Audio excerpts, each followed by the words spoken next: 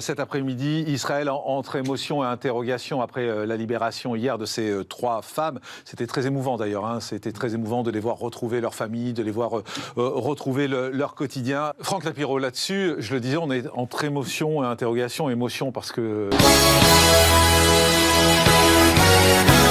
Cui, poum poum, je suis Tigrou, le gros tigre avec le zizi rayé. Oh les bâtards.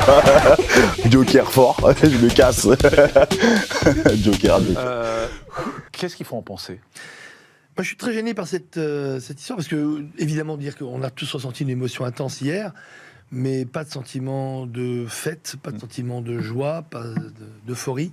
Au contraire, beaucoup de mesures. Contrairement à ce qui s'est passé à Gaza d'ailleurs, quand les terroristes arrivent, où là-bas c'est plutôt la fête. Mais vous savez, nous, le plus important, vous savez, c'est dans la religion juive, c'est dans la Torah, c'est qui sauve une vie sauve l'humanité. Donc déjà, 3 vies sauvées, c'est déjà beaucoup. Mais quand j'entends, désolé, c'est pas par rapport à la voix off, hein, mais en bonne santé, non. On peut pas dire qu'elle est en bonne santé. Il y en a une qui a perdu 2 doigts. Elles sont dans une santé psychologique qui est épouvantable. Donc, apparemment, quand on les voit comme ça, on se dit, déjà, le bonheur de retrouver leur famille. Mais quand elles vont commencer à raconter ce qu'elles ont vécu, quand on voit ça... Non, mais c'est donc, évident. en fait, il faut garder beaucoup de mesures. Donc, moi, je serais soulagé, je serais heureux, et je viendrai le dire ici, quand tous les otages, qu'ils soient vivants ou morts, seront restitués. Et quand je dis tous les otages, même les cadavres qui ont été kidnappés. Rappelons que le Hamas... à part avoir kidnappé des enfants, des femmes, des personnes âgées, des bébés, a kidnappé des cadavres. Des cadavres. Eh, vous me reconnaissez? Non. Mais si, c'est moi. Quand j'ai plus rien à dire devant des gens, je fais... Quand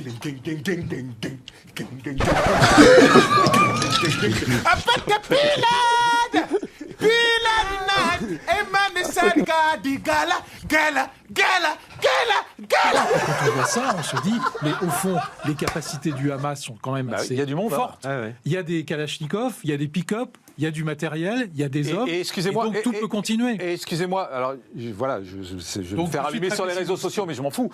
Excusez-moi, mais il y a de la foule aussi. Ah mais je m'en parlais. Il y a de la foule. Alors regardez derrière. Mais attendez. Regardez cette image derrière. Alors je sais, je vais m'en prendre plein la gueule toute la journée. Non, mais on je vais sera être menacé, mais c'est pas grave. Mais excusez-moi, mais il y a quand même une partie de la population qui soutient clairement ce qui est en train de se passer. Non mais disons les mots, Jean-Marc. Disons les mots, Jean-Marc. Voilà une foule de génocidés, affamés, tous détenant des iPhones dernière génération.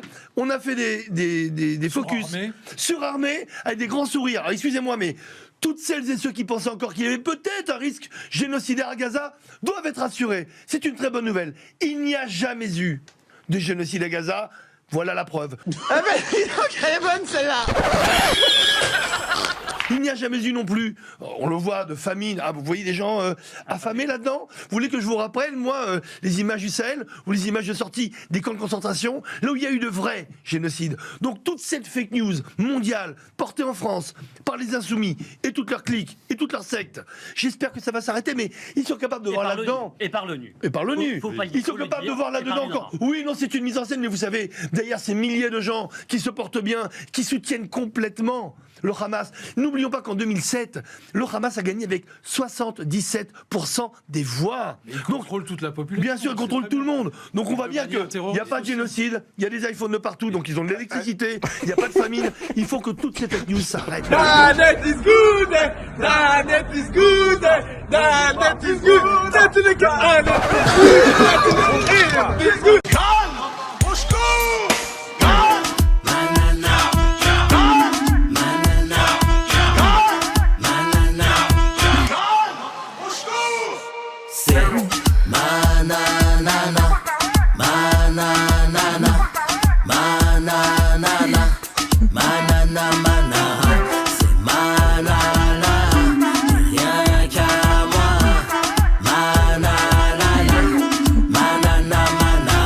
La chanson de l'été, Nana Manara de Nicolas Malone sur Spotify, iTunes, et bien sûr Deezer pour bouger, danser, se remuer. L'été sera chaud avec Nana Manara.